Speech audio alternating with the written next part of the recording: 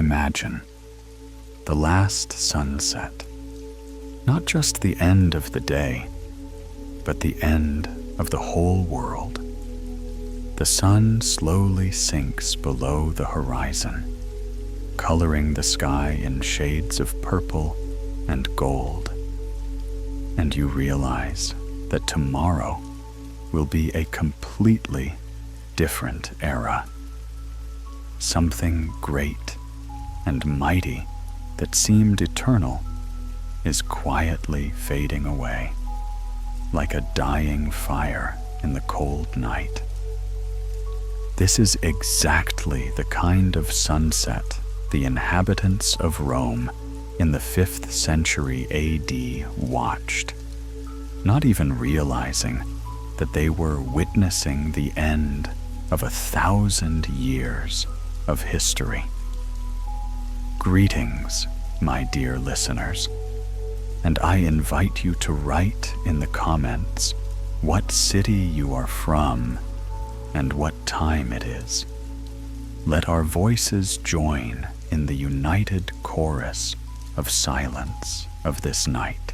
Today, we will travel through the mists of centuries to a place where, among the ruins of marble columns and time-darkened frescoes, we can still hear the echoes of the last days of the Roman Empire.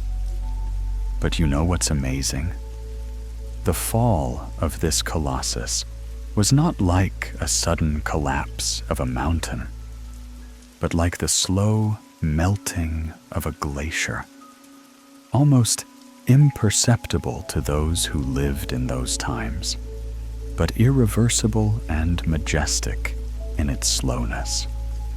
476 years from Christ, the date that historians like to call the end of the Western Roman Empire.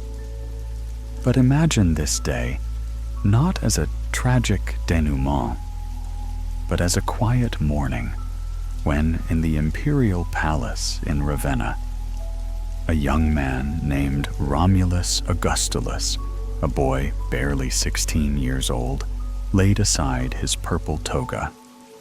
His name sounded almost mocking. Romulus, as the founder of Rome, and Augustulus, little Augustus. History loves such ironies. Odoacer, the leader of the Germanic tribes, entered the throne room not as a conqueror crushing the gates, but rather as a weary traveler who had finally reached home. He even spared the young emperor, impressed by his beauty and youth, by granting him a decent pension and sending him to live on a quiet estate. The imperial regalia, diadem, scepter, purple mantle, Odoacer carefully packed and sent to Constantinople, to Emperor Zenon, as if returning to the owner the keys to the house, which could no longer maintain. But this was only the visible side of what was happening. Beneath the surface of this almost peaceful event lurked deep currents that had been eroding the foundations of the empire for centuries. Imagine an ancient tree. It may look mighty and unshakable on the outside, but inside, its trunk has been corroded by time, its roots have weakened, and even a light breeze can topple it. Back at the end of the 3rd century, Emperor Diocletian, a wise and far-sighted ruler, realized that the empire had become too big for one man. He divided it into eastern and western parts, like a caring father who divides a huge household among his sons. This decision, made in the year 285, seemed reasonable, After all, it was almost impossible to manage the lands from misty Britain to the sands of Mesopotamia. But the division proved fatal to the West, like a tree cut in half, where one half got more sun and moisture. The Eastern Empire, with Constantinople at its center, was flourishing. This city, built at the crossroads of Europe and Asia, was like a seaport in a storm, protected, rich, open for trade with distant lands. Ships brought silk from China, spices from India, gold from Africa.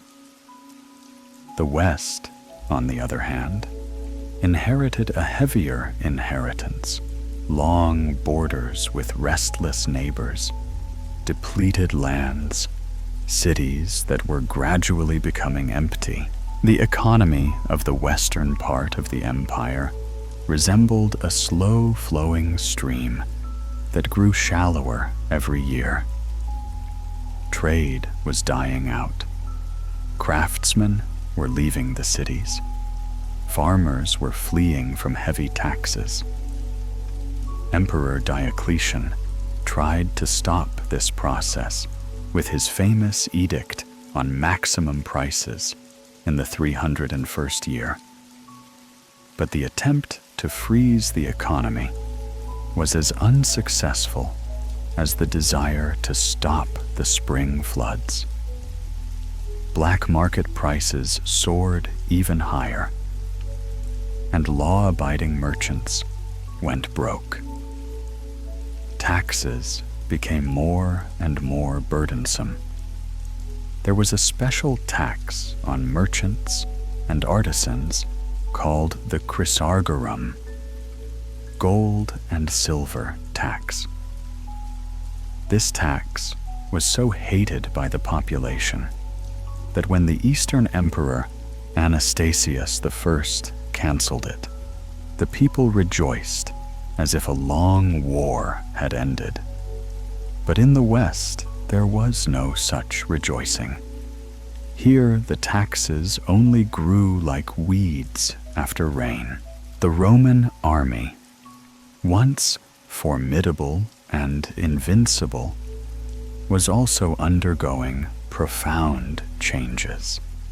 Imagine a commander who gradually loses trust in his soldiers and begins to hire mercenaries. This is exactly what was happening to Rome. The legions were increasingly made up of barbarians, Germanics, Goths, Franks, who served for pay but were not bound to the empire by ties of blood and tradition. These warriors were brave and skillful, but their loyalty could be bought, and what could be bought could also be sold. Gradually, barbarian warlords began to play an increasingly important role in the politics of the empire, like hired servants who once realized that they were stronger than their masters. Religious changes also contributed to the overall transformation. When Emperor Constantine legalized Christianity in the year 313, it first brought a new unity to the empire. The Christian faith spread through the provinces like morning light, promising people hope and comfort. But gradually, the new religion began to divert resources and attention away from the pressing problems of defense and administration. Magnificent churches were built, numerous monasteries were maintained, and the money that used to be spent on roads and fortresses was now spent on decorating altars. Christianity also brought with it schisms. The various movements argued about the finer points of doctrine with such passion as if the fate of the world depended on it. Perhaps it did, for when a society loses its unified purpose, it begins to fall apart, each pulling in its own direction. Corruption corroded the state apparatus like rust on iron. Officials thought more about their own enrichment than about the good of the empire. Intrigue and murder became commonplace, even at the very top of the government. In 454th year, Emperor Valentinian III killed with his own hands the outstanding commander Flavius Aetius, whom contemporaries called the Great Salvation of the Western Republic, and the horror for King Attila. With this murder, as chroniclers wrote, the Western kingdom fell and could not revive. But internal problems were only one side of the coin. Outside, barbarian tribes pressed on the empire like ocean waves on coastal rocks. These tribes were not savage destroyers, as is often thought. Many of them had long lived near the Roman borders, had traded with the empire, served in its armies, adopted its customs and language. The Huns under Attila came from the east like a steppe hurricane, forcing other tribes to seek new lands. The Goths, the Vandals, the Franks, the Burgundians, all these peoples moved not only out of a desire to seize Roman wealth, but also under the pressure of climatic changes. The 4th and 5th centuries brought cooling and droughts that made familiar habitats less habitable. Climate played its part in this great drama, imperceptibly but inexorably. Poor harvests led to famines, famines to migrations, migrations to wars.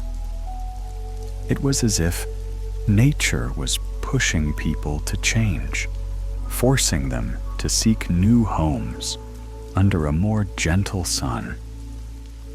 And it was in this environment, when internal contradictions were intensified by external pressure, that events occurred that shocked contemporaries and went down in history as symbols of the demise of the old world.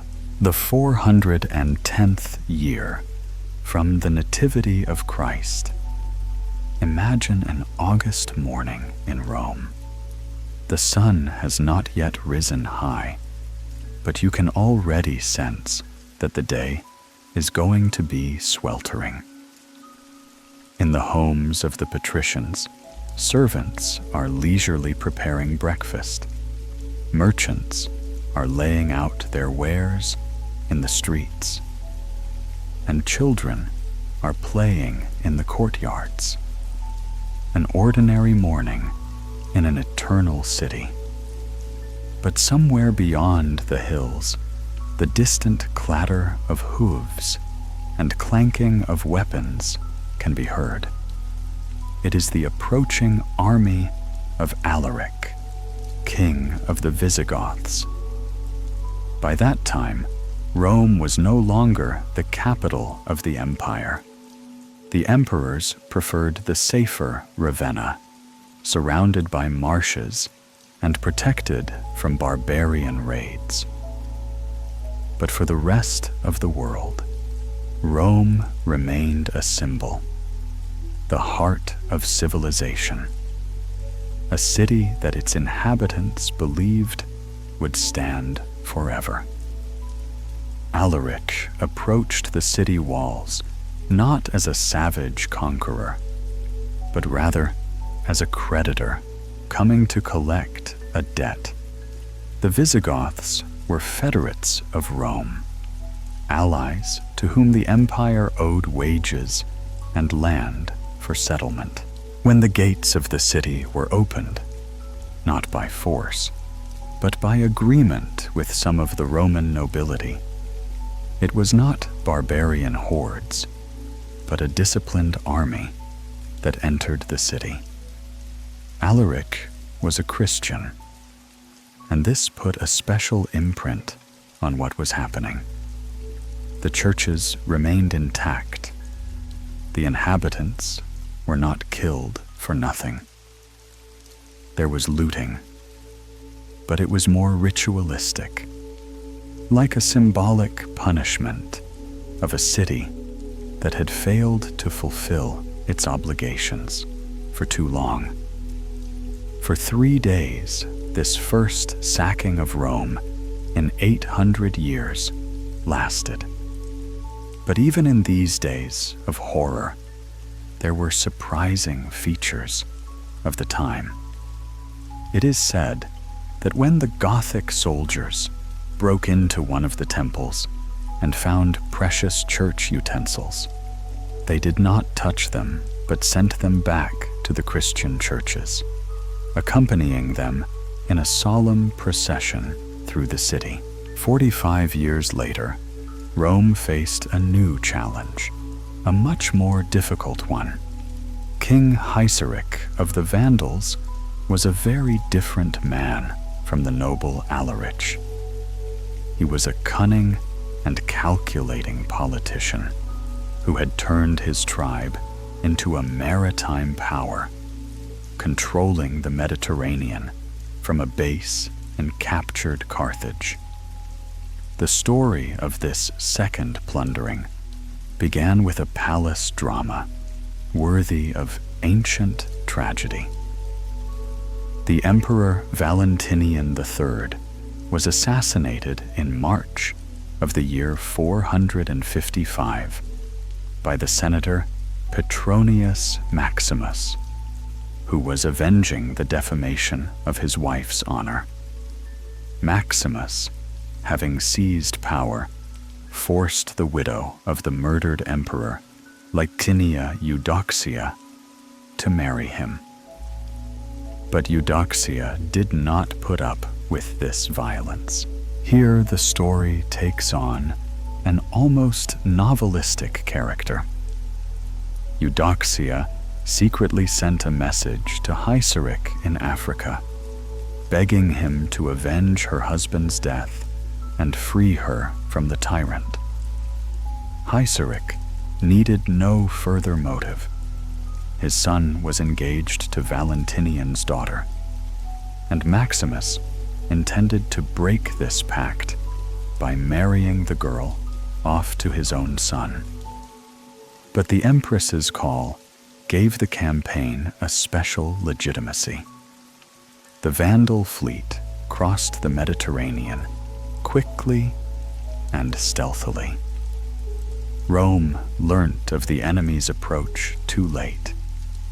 There were riots in the city, during which Maximus himself was killed by an angry mob on the 31st of May or the 1st of June in the year 455. Ironically, the man who unleashed this tragedy did not live to see its finale. On the 3rd of June, Haiseric entered the defenseless city without a fight. He was met at the city gates by Pope Leo I, the same one who had persuaded Attila not to storm Rome a few years earlier. The Pope was no longer young, but his authority was immense. This meeting between two old men, a Christian high priest and a barbarian king, was the essence of that era, where the old and the new were intertwined in the most bizarre way. Leo begged Haiseric to spare the city from fire and the inhabitants from slaughter. The Vandal king agreed, but his understanding of mercy was very different from that of Rome. What happened next was not a chaotic looting, but a methodical operation to seize all the city's valuables for a fortnight. From the 2nd to the 16th of June, Rome was systematically plundered. The Vandals acted like experienced valuers, making lists and systematically removing everything of value. The gold of the imperial palace, royal treasures, copper, and even half of the gilded bronze roof of the Temple of Jupiter Capitol. Everything was loaded onto ships.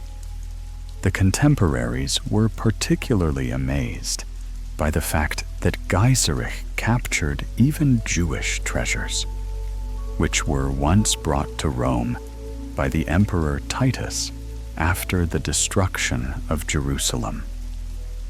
But the most valuable booty was people. Eudoxia and her daughters, many noble Romans, craftsmen, and slaves were taken by the Vandals to Africa. Curiously, Eudoxia, who herself had called Gaiseric, became his prisoner, and then was given in marriage to his son Gunarich, thus realizing a marriage alliance that had been planned during Valentinian's lifetime. Rome was left virtually empty for a whole month. It was not until July that Marcus Avitus was proclaimed the new emperor, but his power was elusive. The city slowly recovered, like a man after a serious illness. Between these dramatic events, the life of the empire continued, and it is amazing how it still functioned in those troubled times. The administrative machine created by Diocletian and perfected by Constantine worked with mechanical consistency even in the midst of chaos. The empire was divided into 4 large prefectures, each ruled by a praetorian prefect. These high officials were like viceroys of the emperor in vast regions. Below them were the vicars who governed the dioceses, smaller administrative units. And at the very bottom of the pyramid were provincial governors with various titles: consulars, presides, rectors.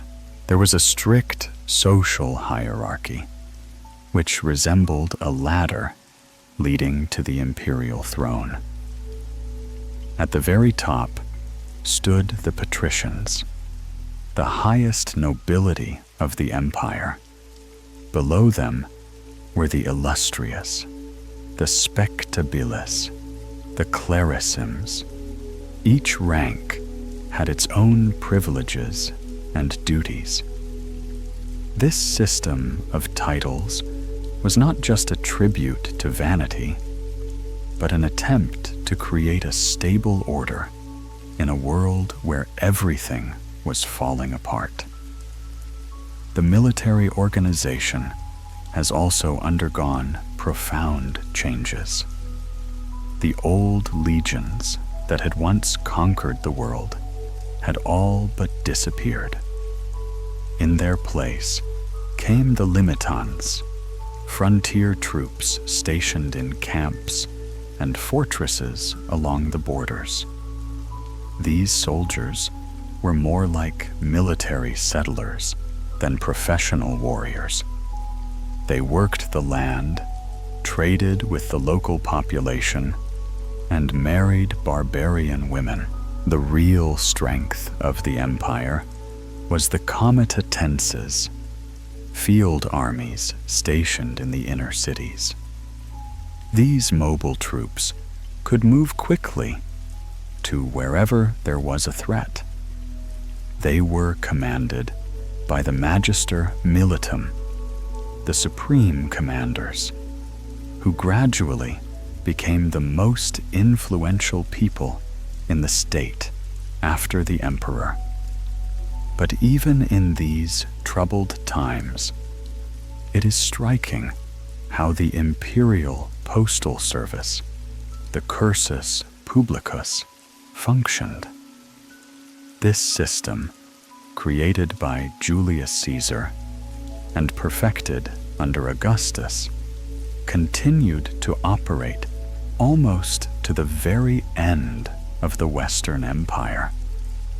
Imagine the tabellarii, pedestrian messengers wearing distinctive headdresses with wings symbolizing the god Mercury.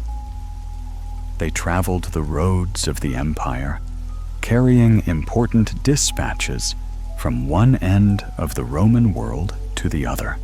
They traveled along the roads of the empire, carrying important dispatches from one end of the Roman world to the other. The empire's road network was truly a marvel of engineering. 150,000 kilometers of paved roads connected the most remote corners of the empire. And it was no accident that the saying, "All roads lead to Rome," was born. The roads did indeed diverge from the capital, like rays from the sun. There were two types of stations at intervals along these roads. Mansio. These were real inns, painted red, where travelers could find lodging, food, and all the necessary services.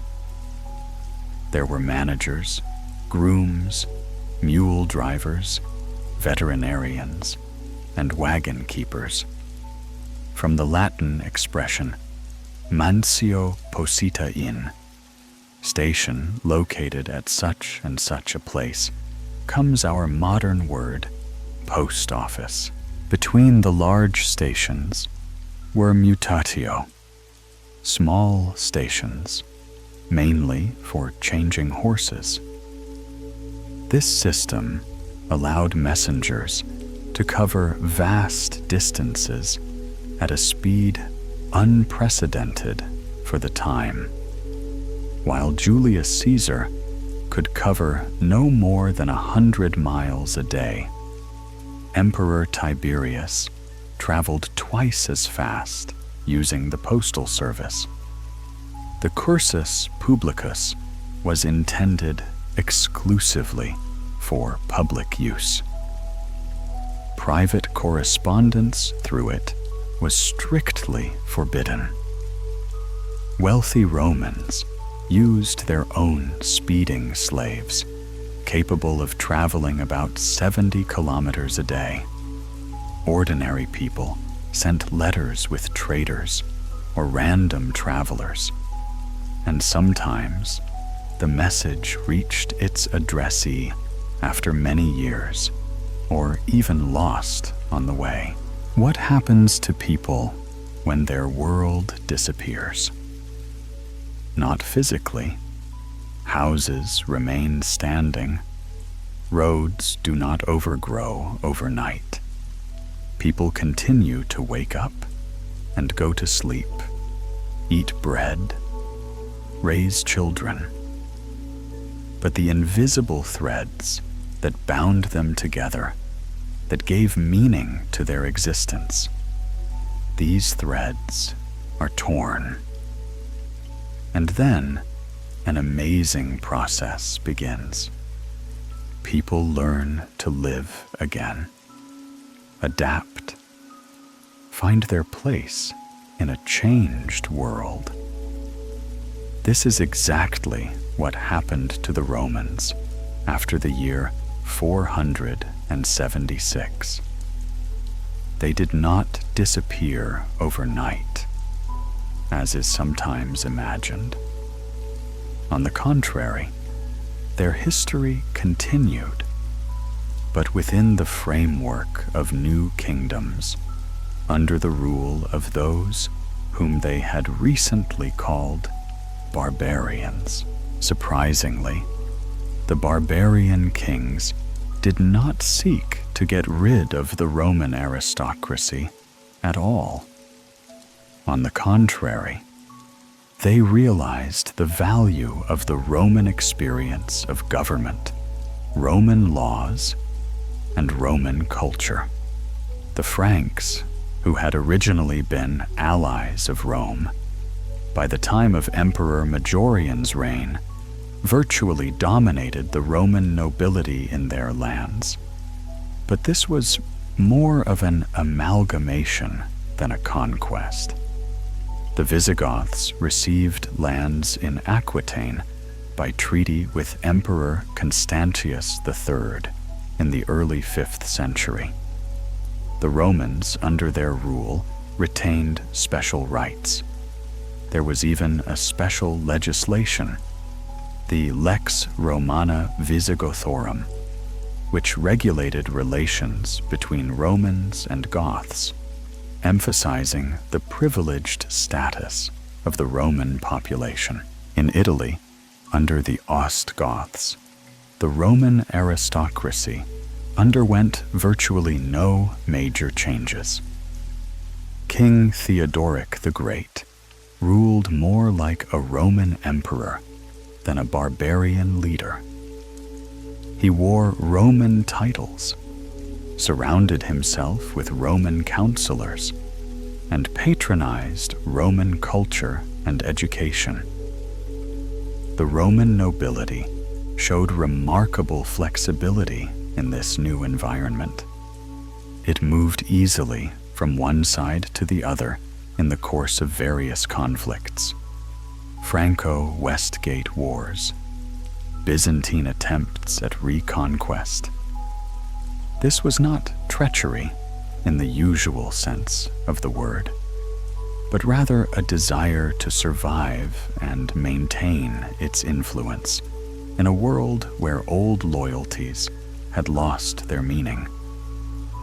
But what happened to the common people, those Romans who did not belong to the aristocracy? Their fate was governed by the so-called barbarian pravda, legal codes that were a marvelous fusion of Roman law and Germanic customs.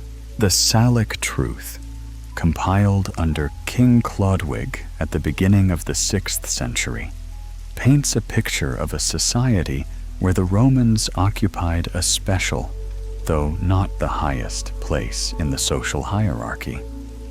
At the very top stood the Salic Franks, royalty, nobility, and free community members. They made up a smaller part of the population, but had the full range of rights. The Romans were in second place in this hierarchy.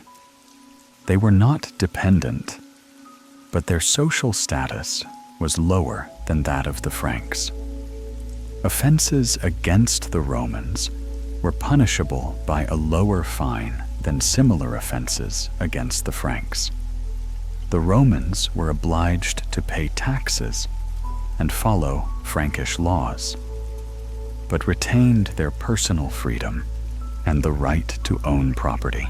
It is interesting that other Germans, those who did not belong to the Salic Franks, were practically on the same level as the Romans, but strictly separated from the privileged layer of the Salic Franks.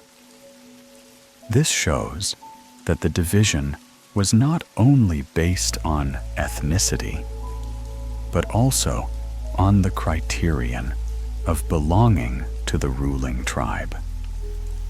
Below the free population, there were various categories of dependent people. The lites were barbarian peoples who were invited to settle in the empire as early as the 3rd or 5th centuries. They accepted Roman subjection, but were deprived of autonomy. In the Salic law, the Lothians were treated as a semi-independent population. They had personal inviolability, unlike slaves, but could not freely dispose of land and had to give part of the harvest as a tax. This category of lites gradually merged with the former Roman colonists, farmers who were tied to the land and dependent on large landowners.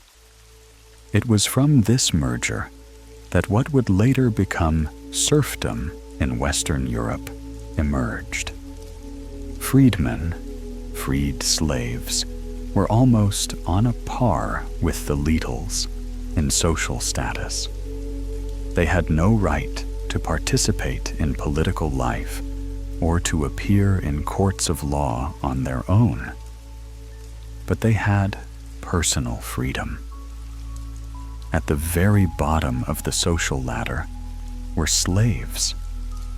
They had no personal integrity and were considered the property of their masters. The penalty for harming a slave was paid to his master, not to the victim himself. The Burgundian law, compiled at the end of the 5th century, also divided society into categories, but placed greater emphasis on land relations. This reflected the peculiarities of Burgundian society, where agrarian issues played a particularly important role. Gradually, over several centuries, a process took place that can be called the Great Intermingling. Romans and Germans did not just coexist, they influenced each other, borrowed customs, intermarried, and created a new culture that was neither purely Roman nor purely Germanic. Latin did not disappear with the fall of the empire.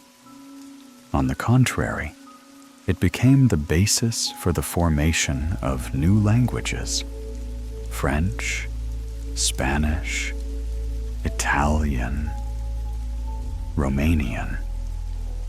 Roman law continued to operate, albeit in a modified form, mixed with Germanic customs. By the 9th century, the Romans as a separate legal category had disappeared from the legislation of the European kingdoms. They were not destroyed or expelled. They simply ceased to be Romans in the legal sense, becoming subjects of new kings, Franks, Goths, Lombards in their legal affiliation, although many of them remained descendants of the inhabitants of ancient Rome by origin. In Italy, Roman law was used until the 8th century, but then the territory was fragmented into many small principalities and city-states, each of which lived by its own laws. This process of transformation was not painful in the sense that we might have expected. People adapted, found their place in the new system, continued to live, work, and raise children. The peasant who had tilled a field in Gaul under the Romans continued to till the same field under the Franks. The artisan in Ravenna continued to practice his trade under the Ostgoths. Of course, there were also losses. many elements of Roman civilization disappeared. Public baths, amphitheaters fell into disrepair. Roads became overgrown with grass in places. Cities shrank in size. But it was not a catastrophe in the full sense of the word. It was a transformation, a slow and largely natural change from one world to another. At this time, far to the east, in Constantinople, lived and worked a man who witnessed and chronicled another chapter of this great story. Procopius of Caesarea served as secretary to the famous general Belisarius, and saw with his own eyes the attempts of the Byzantine emperor Justinian to regain the lost western territories. Procopius created his history of wars not as an outside observer, but as a participant in events. He followed Belisarius on campaigns against the Vandals in Africa, against the Ostrogoths in Italy, and participated in the Persian campaigns. His descriptions of battles, sieges, and diplomatic negotiations are full of vivid details that only an eyewitness could notice. The history of wars consists of 8 books covering events from the year 530th to the year 553.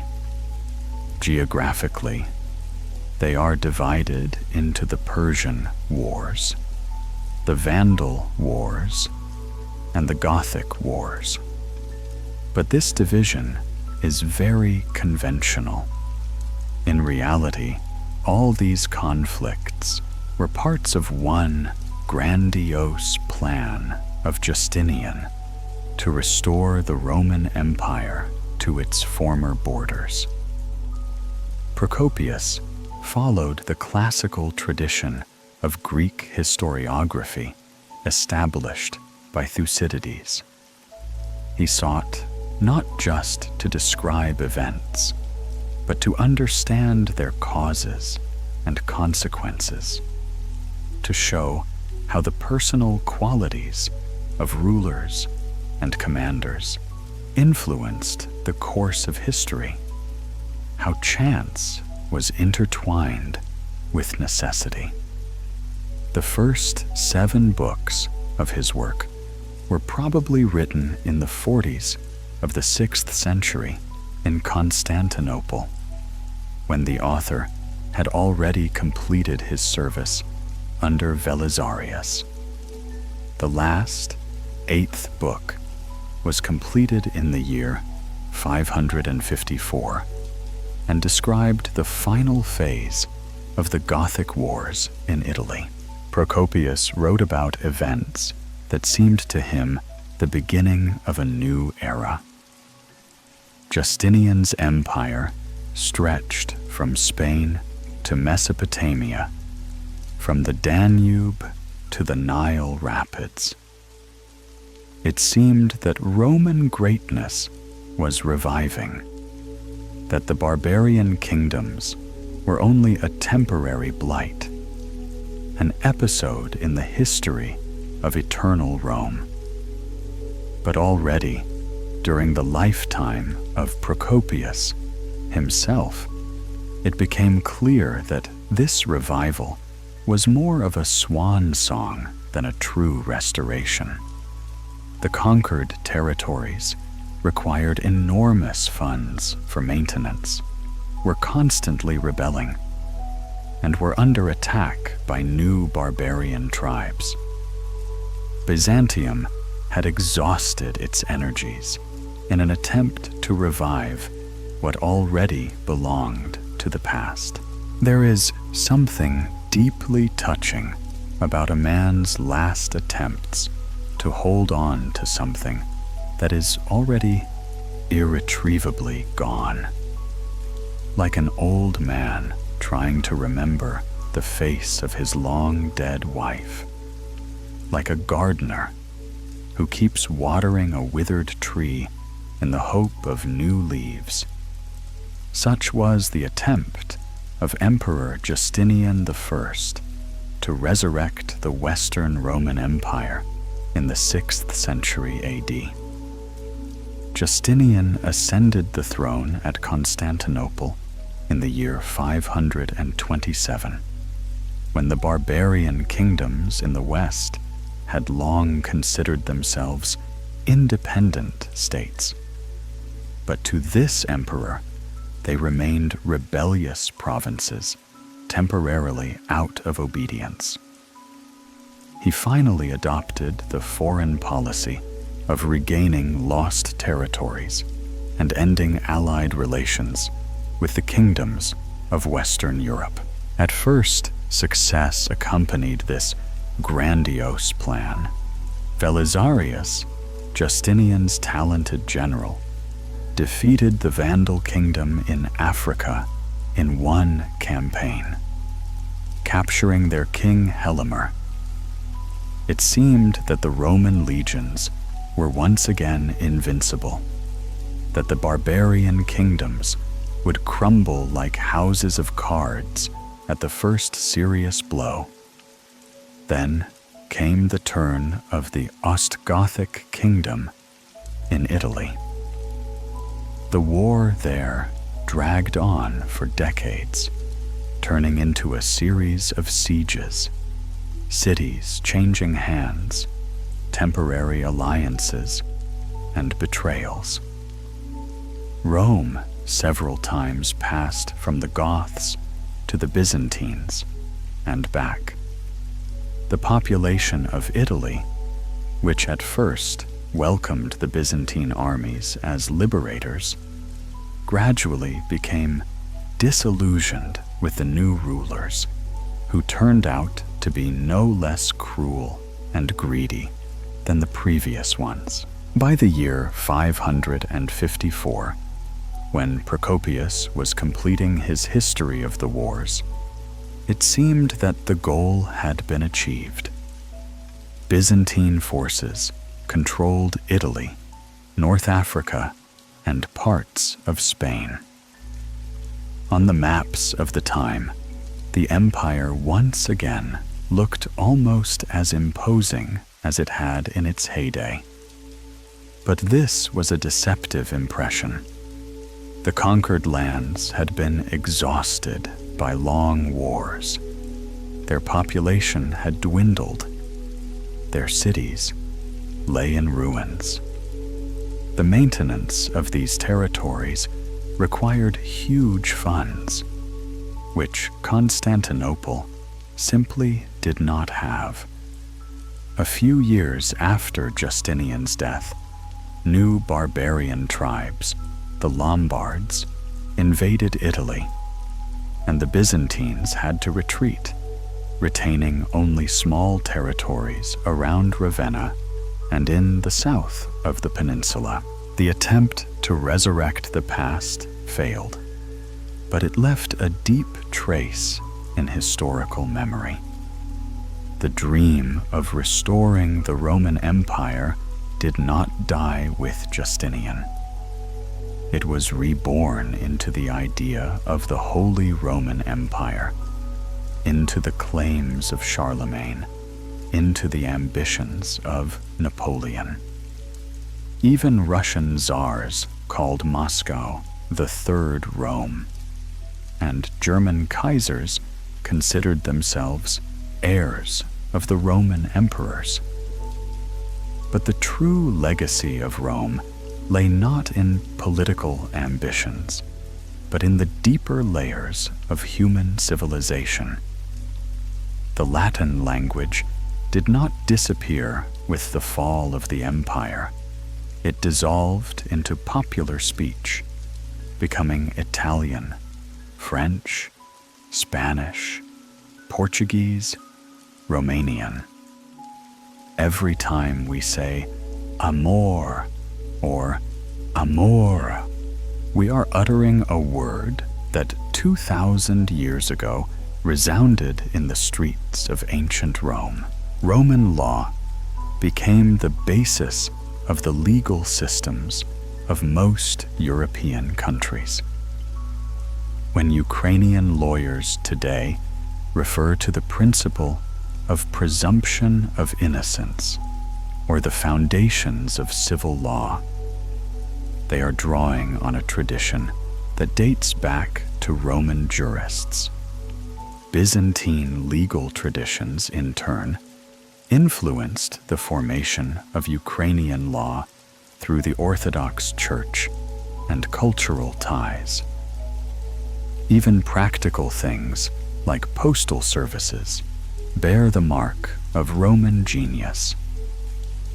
The innovations that the Romans had made in communication and transport were forgotten after the fall of the empire, and it took more than 1,000 years for Europe to regain the level of efficiency in postal communications that the publicus cursus had achieved.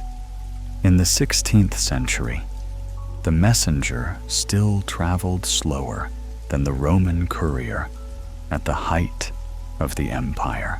But perhaps Rome's most important legacy is the lesson of how great civilizations are born, develop, and die. The story of the fall of the Western Roman Empire is not just an account of ancient events, but a mirror in which we can see patterns that are still relevant today. The economic problems that undermined empire, inflation, excessive taxation, corruption, are familiar to any modern state. The dependence on mercenary armies, which eventually led to a loss of control over military power, reminds us of the importance of national defense and the dangers of over-reliance on outside forces. The division of the empire into eastern and western parts shows how political fragmentation can weaken even the most powerful state. These lessons are especially relevant for modern Ukraine. The fight against corruption, the need for economic reforms, the importance of unity in the face of external threats, the need for innovation and adaptation to a changing world. All these challenges faced by the Roman Empire are also facing the Ukrainian state today. But Rome's history teaches us not only what to avoid, but also that even the most dramatic transformations do not necessarily mean the end. The Romans did not disappear in the year 476. They simply became part of the New World. Their culture, their laws, their language continued to live and develop under changed conditions. In the centuries since, many myths and misconceptions about the fall of Rome have accumulated. One of the most common is the notion that the empire collapsed because of moral decay. This idea, popular since the days of early Christian writers, greatly oversimplifies a complex reality.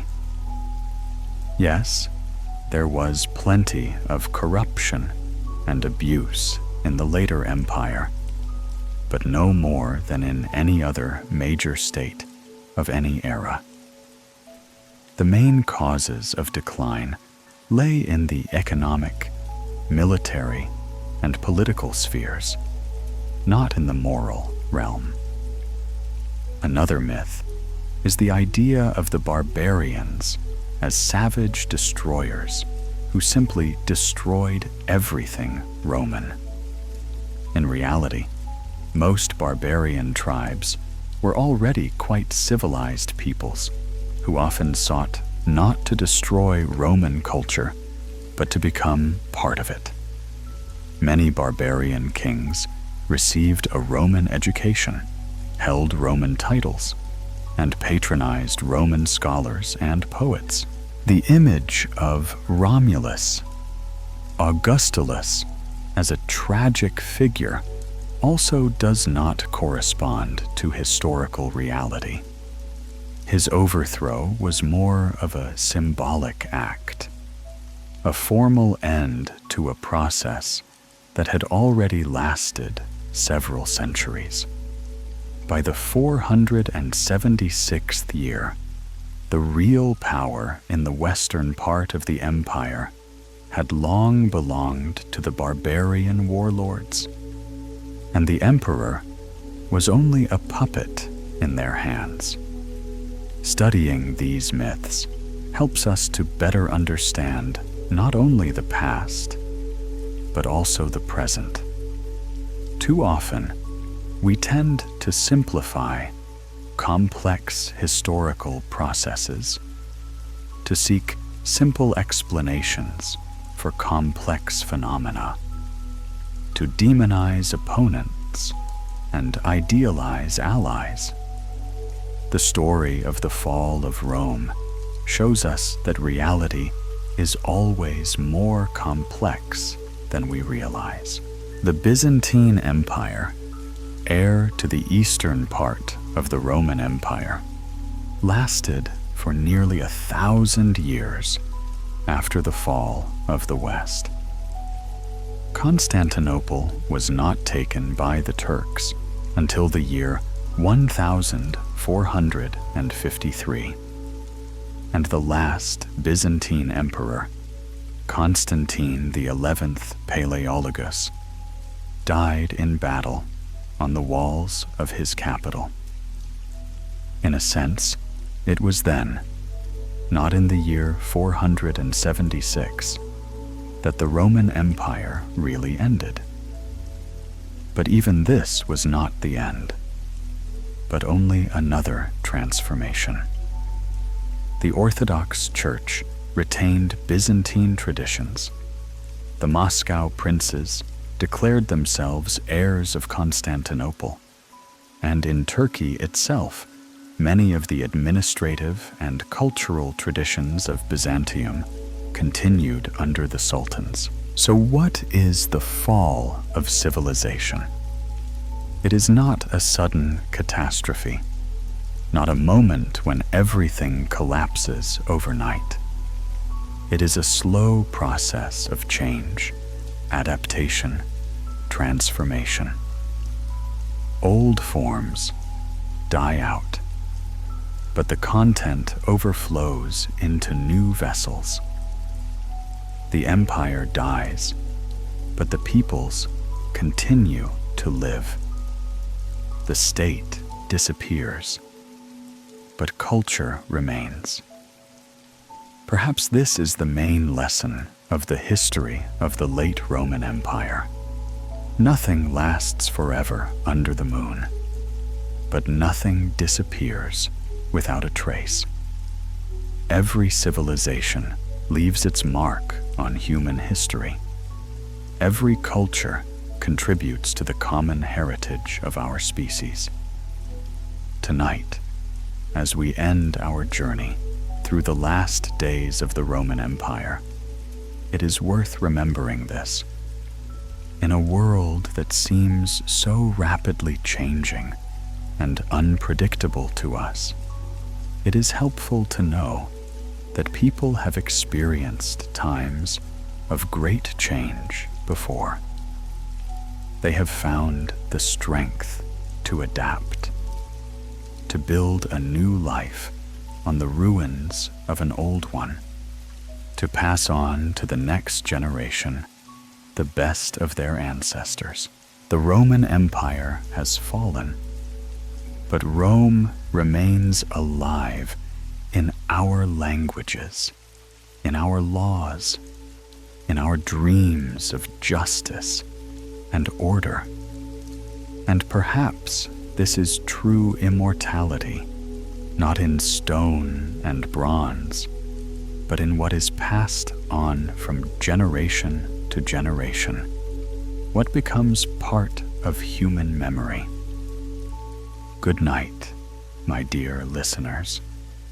May your dreams be filled with images of distant times when Roman legions marched along the roads of the world, and in the silence of the night you could hear the clatter of the hooves of courier horses carrying news from one end of the empire to the other. See you next time, when we will once again travel through the labyrinths of time.